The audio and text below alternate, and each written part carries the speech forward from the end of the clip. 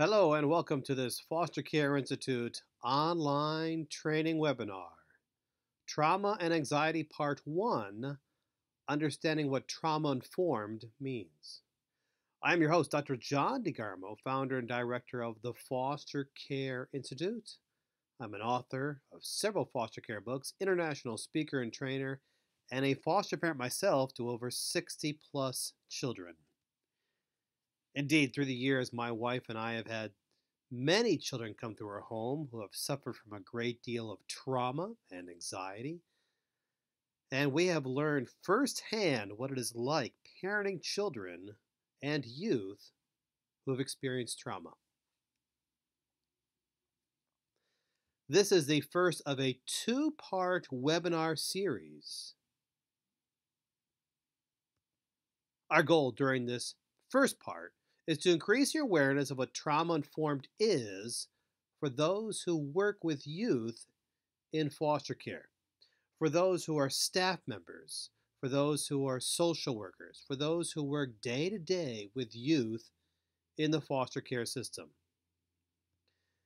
And we're going to help you increase your awareness of trauma and anxiety and how it impacts lives of not only the youth in foster care, but also for those who work with them.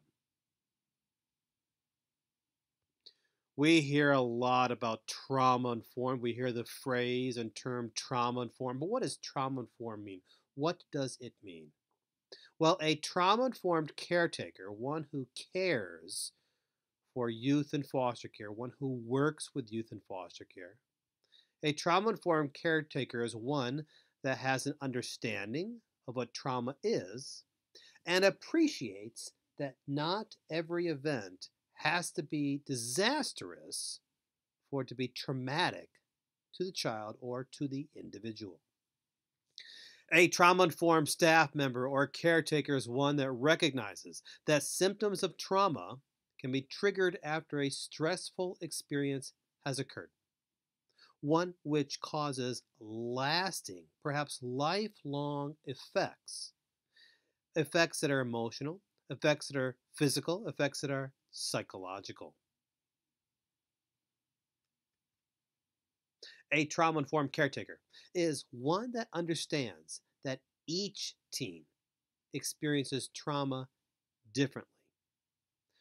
What might be a traumatic experience for one teenager may not be a traumatic experience for another. To be sure, each teen responds uniquely. Each teen responds differently. The trauma might be similar, but the experience for the youth can be very, very different.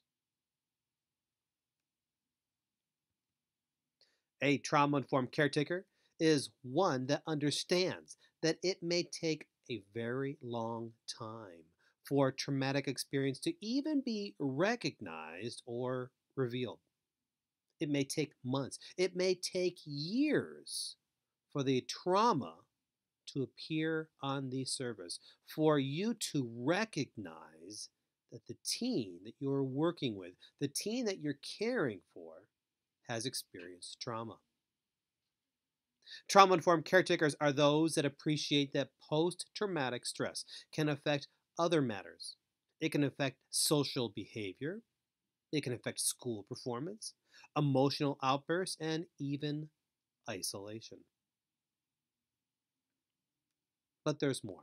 A trauma care informed caretaker is one that is equipped, is been trained, has an understanding to help youth better manage with issues related to trauma and post-traumatic stress. And finally, a trauma-informed caretaker is one that is equipped to help the doctor of the teen to diagnose the trauma as well as to how to best address it. There are many myths and misconceptions associated with foster care in general, and we have dived into and examined many of those myths and misconceptions here at the Foster Care Institute time and time again. There are also myths associated to trauma when it comes to youth and teens in the foster care system. There is the trauma that the youth that you're working with are happy to be in the foster care environment. They are happy to be in the home. They are happy to be in the residential or therapeutical setting. This is a myth. There is the myth that love fixes everything. There is the myth that youth in foster care should immediately love their foster parents, love their social workers, love their caretakers, love the staff.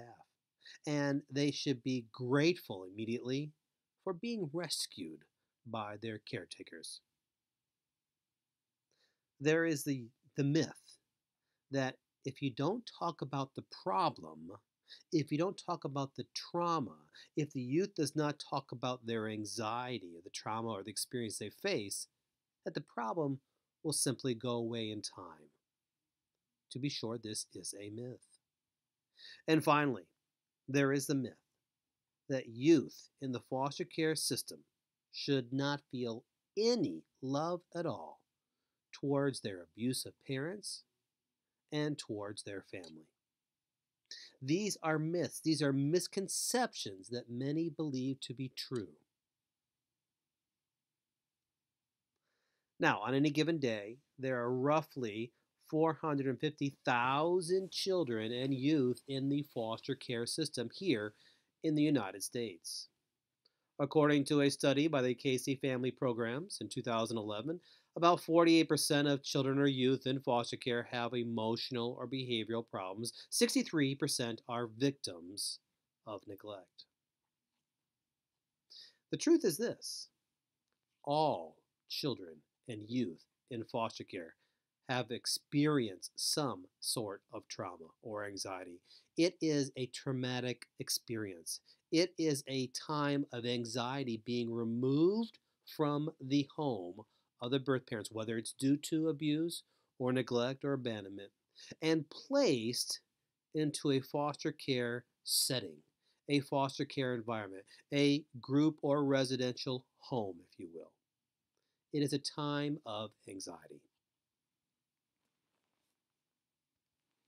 When youth are placed into foster care, when they are taken from their family, when they're removed from their home, perhaps their siblings, their parents, their mothers and fathers, their bedrooms, their toys, their belongings, their neighborhood, their family, their friends, perhaps school, taken from all that they know, everything that's familiar to them, and placed into a residential or therapeutical setting.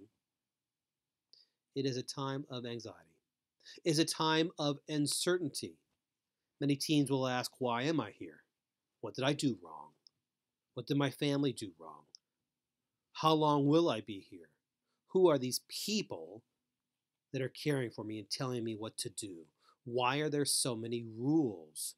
When will I be able to leave? Does anybody care for me? Am I important? Sometimes these youth have feelings of guilt. They may feel it's their fault. They did something wrong at their place into the residential or therapeutical setting. And sometimes youth in foster care, when removed from their home and placed into a foster care setting of some sort, they're unable to express themselves because they're filled with so many emotions, filled with emotions they simply do not know how to properly and healthily express or process. Indeed, it's a time of confusion. Youth in care may simply not understand why they have been placed into another environment.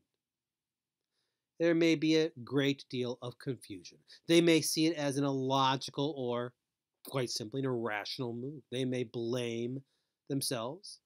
They may feel that they're no longer loved, and they quite simply might feel that they have been abandoned by those who are supposed to love them the most, their family. Now, let's examine what trauma is. Substance Abuse and Mental Health Services Administration defines trauma as this: widespread, harmful, and costly public health problem. It occurs as a result of violence, abuse, neglect, loss, disaster, war, and other emotionally harmful experiences. Trauma has no boundaries with regard to age, gender, socioeconomic status, race, ethnicity, geography, or sexual orientation. Again, we thank the Substance Abuse and Mental Health Services Administration for this definition of trauma. The National Children's Traumatic Stress Network defines traumatic stress as the following: the physical and emotional responses of a child to events that threaten the life or physical integrity of the child or someone critically important to the child. And again, we thank the National Children's Traumatic Stress Network for this definition. Now, there are various forms of trauma that we're going to examine. Complex trauma occurs when the trauma continues through the repetition of similar events or the accumulation of separate ones. In other words, complex trauma is trauma that happens over and over and over. The same type of event is repeated over and over and over, or separate traumatic events continue to pile up, if you will. They accumulate over time. This is complex trauma. Indeed, it happens over a period of time, and the traumatic event reinforces the learning of the trauma. There are 3 E's of trauma. The first E is the event. Traumatic event includes forms of abuse, domestic or community violence, accident, natural disaster, or war. The first E is the event itself, the traumatic event. The second E is the experience.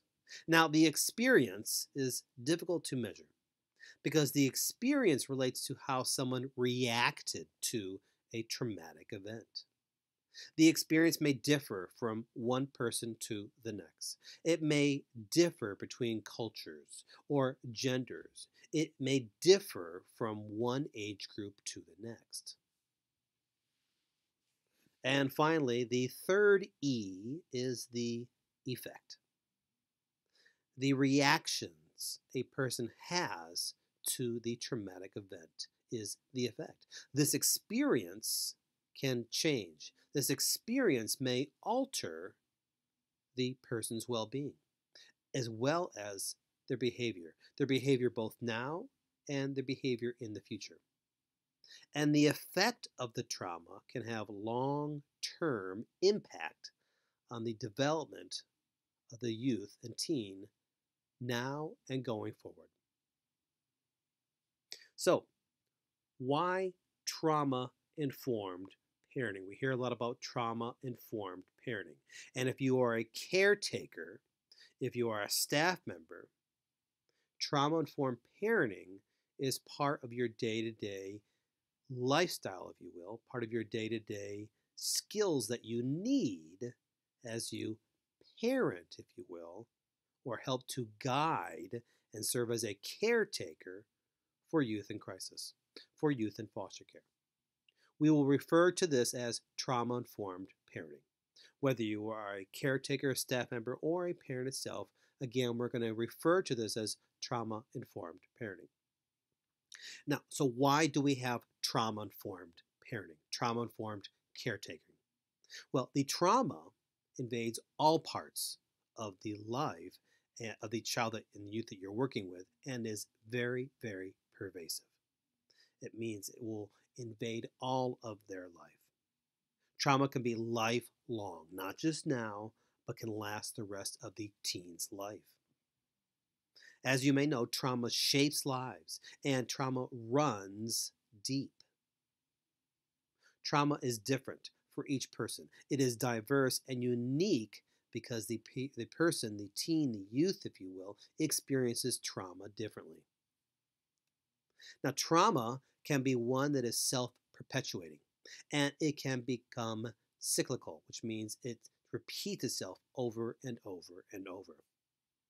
Trauma affects relationships between one teen to another in their own group, between their birth parents and family members, between a case member, a caseworker, a staff member, a caretaker, perhaps for yourself, and the child. And trauma often affects those who are most vulnerable. Now, it's important for us going forward to recognize how trauma affects the brain in each age group. So let's look at the beginning, brain development. For a toddler, an infant, the brain is not completely structural at birth. An infant's brain adapts to what it feels. An infant's brain adapts to what it hears and what it sees. During these first few years of a child's life, it's very, very critical for healthy and complete full brain development. So when trauma is introduced into an infant's brain, the trauma inhibits the development of both the hippocampus and the prefrontal cortex in the brain. Now, this may hinder or stop development of working memory, of control, and of cognitive flexibility. During this age group, children cannot be expected to provide their own high-quality stimulation. Babies and infants require interactions with others. Indeed, every person the infant is introduced to is a teacher of some way for that child. For you see, learning under stress, extreme stress, produces modifications or changes that cause structural changes in the brain development of the infant. The more emotionally charged learning environment is, the more traumatic it might be, the more likely it is going to result in long-term modifications for that brain development. Long-term modifications that you will likely see in the teen and youth that you're working with, the teen and youth that you are caretaking for. It is critical during these infant years that the infant establishes trust. When a profound loss might occur, such as being removed from a home, being removed from family, being removed from birth parents, a sense of trust with others, including adults in their lives, may be lost. Now, the infant may display the grief they're experiencing from this sense of loss through apathy, through loud, continuous crying, through mournful crying and withdrawal. Looking at the preschool years, 2 to 5 years of age, logical thinking is not quite yet developed in the child. The child does not understand cause and effect, and a sense of permanence is not yet understood or appreciated. Indeed, during these preschool years, trauma may introduce feelings of denial, of guilt, hopelessness, and profound sadness. It is during these years that once a loss is experienced, the child may experience fear of additional loss in their life. It is at this age where a child may become especially anxious or very clingy, if you will, and perhaps even stubborn. For those children who are not yet quite teens, who are between the ages of 6 to 11 years of age, trauma can affect them a number of ways. At this age, they begin to appreciate cause and effect. They may understand logical thinking. They may understand consequences. They may understand that their birth parents or family members may have made poor choices, and as a result, they are now placed into a foster care setting. Or they may have been removed from their mothers and their fathers. It is at this age they may become preoccupied with the loss of a caretaker in their lives and may have other concerns. It is at this age also where school may begin to suffer as the youth begins to grieve. They may lash out behavioral problems or withdraw from others socially in a school setting. Their schoolwork and their grades may seem very unimportant, and learning will suffer. Most often, they'll fall behind in reading and math skills, and school may be the last place a child in foster care wishes to be. And finally, we go to the teenage years.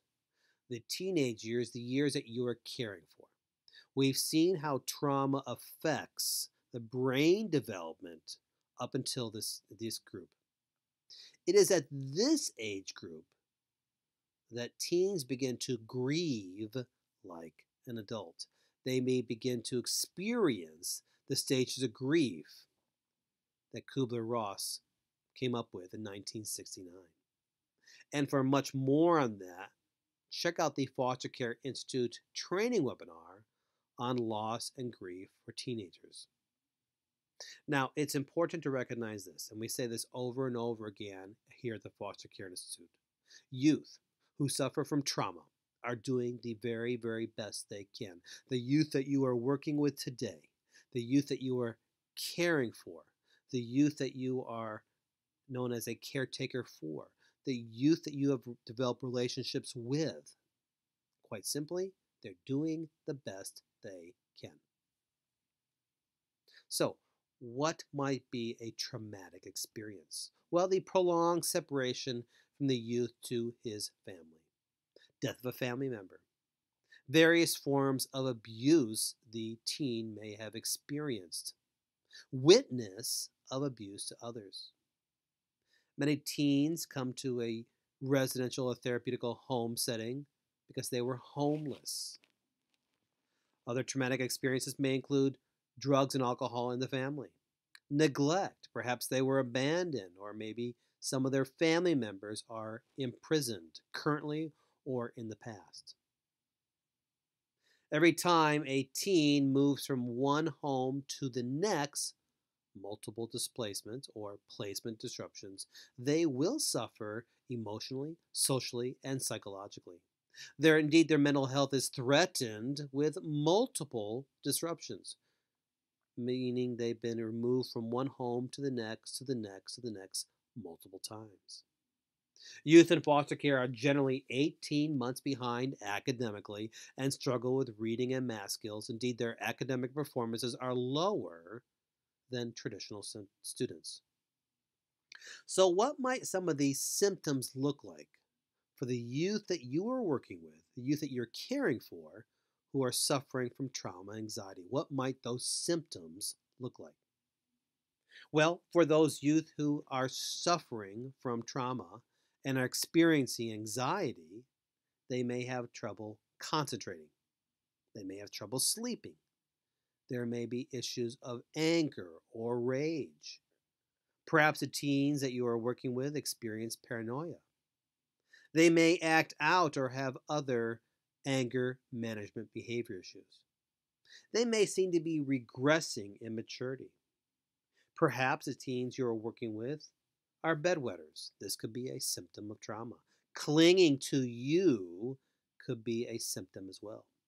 They may threaten themselves harm. They may threaten to hurt themselves. This could be a sign of trauma. Now, it's important to stop here and note this. Anytime a teen that you are working with, anytime a teen that you are caring for threatens to hurt themselves, you must immediately report it to your supervisor. Other symptoms of trauma may be rapid eating or food hoarding, loss of appetite, and we cover those in our eating disorder webinar here at the Foster Care Institute. As mentioned earlier, their academics and school behavior may be affected. They may be prone to feeling sick often or may complain of not feeling well. They may have no sense of future. They may have no plans of the future. There are other signs and symptoms as well: psychological disorders, substance abuse. Perhaps the teens that you're working with have a substance abuse issue. They may have physical illness or attachment problems. And again, they may have suicidal thoughts. And we must state one more time that if the teen you're working with even mentions suicide, it is imperative and essential that you immediately report it to your supervisor and that it is fully documented. You can never take suicidal thoughts, mentions of physical harm, threats to harm themselves. You may never take that lightly. You must always take it with the utmost seriousness. Other forms of trauma include post-traumatic stress disorder. Post-traumatic stress disorder, known as PTSD, is an anxiety disorder occurring after someone has experienced or witnessed an extreme traumatic event. Indeed, youth who experience post-traumatic stress disorder may feel overwhelmed. They may feel overwhelmed with fear or terror, or they may feel overwhelmed with being helpless. Now, youth in foster care are twice as likely to suffer from PTSD than are U.S. war veterans, and 21% of alumni from foster care suffer from PTSD. Indeed, PTSD is very emotionally numbing.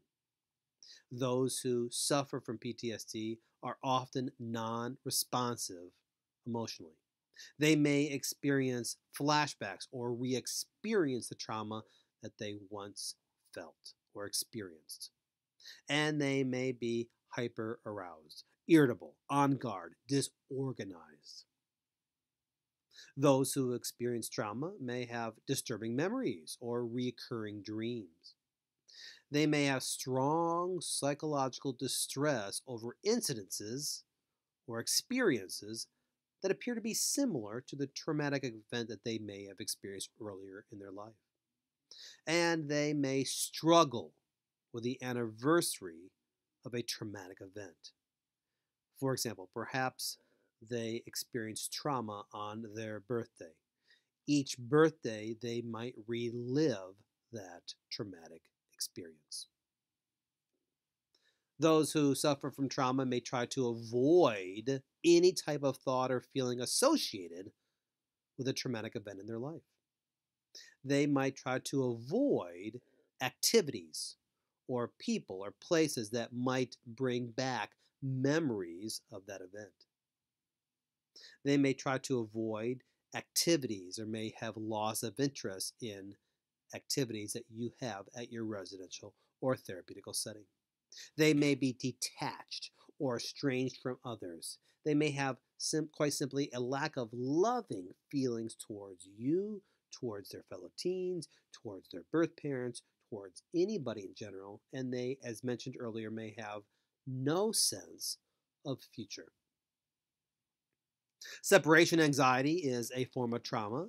The more a teen is moved from one home setting to another home setting and from one school to the next, quite simply, the more the anxiety may increase. Separation from family and separation from friends helps to create within them anxiety. Now, youth who undergo multiple displacements, once again, multiple displacements is being removed from one home to the next to the next. Those who undergo multiple displacements may be very difficult for them to form any type of relationships. Relationships with their peers, teens their age, relationships with perhaps a guardian or caretaker, relationships with staff members such as yourself. Those who suffer from separation anxiety may try to place a wall of sorts between them and their pain. Another type of trauma is disinhibited social engagement disorder, known as DSED. Disinhibited social engagement disorder is an attachment disorder where a teen actively approaches strangers or those who are unfamiliar with them in an attempt to interact with them, in an attempt to talk with them. They may approach strangers in an attempt to form some sort of relationship with them. And in this online world, this world of social media, you can see how dangerous this could be with sexual predators online. Those who suffer from DSED may develop DSED due to the lack of nurturing or the lack of affection from a caretaker, from a parental figure during their initial formative years, from 0 to 4 or 5 years of age. Once again, disinhibited social engagement disorder, DSAD, may develop because the teen had no sense of nurturing or no sort of affection from a parental figure during their initial formative years. Now, youth who have disinhibited social engagement disorder may seek out affection and loving relationships or bond with others, including strangers. In fact, they are comfortable with strangers as they are with you, a staff member, a caretaker. Those who have disinhibited social engagement disorder are often very talkative and social with strangers, and they have no fear of giving strangers hugs and kisses and physical affection. Reactive attachment disorder is another sort of trauma. It's an attachment disorder like DSED where the teens are unable to form a healthy, positive relationship and attachment with a parental figure, a caregiver, or a staff member. Now, reactive attachment disorder may result from abuse or neglect during the teen's formative years. Those who experience reactive attachment disorder may have a lack of affection towards others. They may have you may experience a lack of affection from the teen that you are working with and caring for. Now, this lack of response may include having a difficult time looking you in the eye, may have a difficult time interacting with others, may have a difficult time forming relationships, may have a difficult time simply communicating with others. Indeed, if you try to show affection towards a teen who has reactive attachment disorder, often known as RAD, many times you will have no response from them. Now, when a teen who suffers from reactive attachment disorder, again, RAD, when they are angered or frustrated, it is very difficult. It is very difficult for staff, such as yourself, to calm the teen down because the teen feels complete lack of control. They feel they have no control over the situation. When they are angry, when they are frustrated, they feel that they have a loss of control in their life. Those who suffer from reactive attachment disorder are often withdrawn, often sad or melancholy, and many times they are distrustful of you and others.